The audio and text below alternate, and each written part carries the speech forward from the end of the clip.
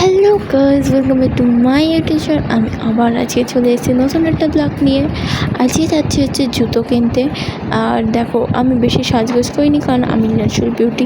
হ্যাঁ, যাই হোক, আমি আর মা যাচ্ছি সাজগোজ বলছি, জুতো কিনতে যাচ্ছি। আর দেখো, আমরা চলে এসেছি এই জুতোর দোকানে। মানে এটা দোকান না, এটা একটা কারখানা, ঠিক আছে। এইটা হচ্ছে কাটা বাটা নৈহাটিতে। খুব ভালো, মানে জুতোর কোয়ালিটি খুব ভালো হয় এখানে, জুতো অনেক দিন টেকে।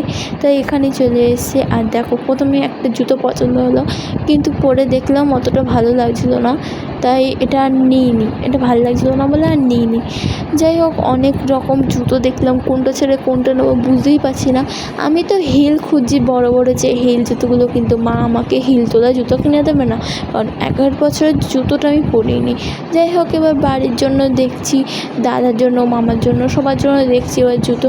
যাই হোক, আমি বসে বসে তো এখানে একদম বোর হয়ে গেছি। আর দেখো কত জুতো, সিরিয়াসলি গাইস, অনেক জুতো, অনেক ভ্যারাইটিস। যত পুজো আসছে তত আরও কালেকশন আসছে। এখন দেখলাম মোটামুটি কালেকশন এসছে, কিন্তু অতটা পছন্দ হলো না আমাদের।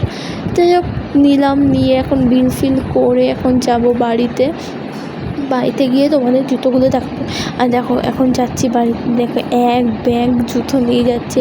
প্রত্যেক বছর আমার আর দাদার 2-3টে করে হয়, কিন্তু এবছর একটা করেই হয়েছে। আর জামাও বেশি হয়নি এবছর, কারণ বাজেটটা খুব লো ছিল আমাদের এবছর, তার জন্য। যাই হোক, দেখো আমরা জুতো কিনে নিয়ে চলে এসেছি।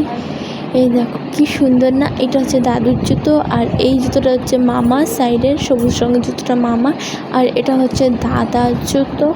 আর দেখো কি সুন্দর। এবার জুতোর কোয়ালিটিগুলো মানে মোটামুটি ভালো হয়েছে। সবার জন্য স্লিপার্স টাইপের জুতোই নিয়েছি, মানে এমনি ডেলি ইউজ করতে পারবে ওরকম ধরনের জুতো নিয়েছি।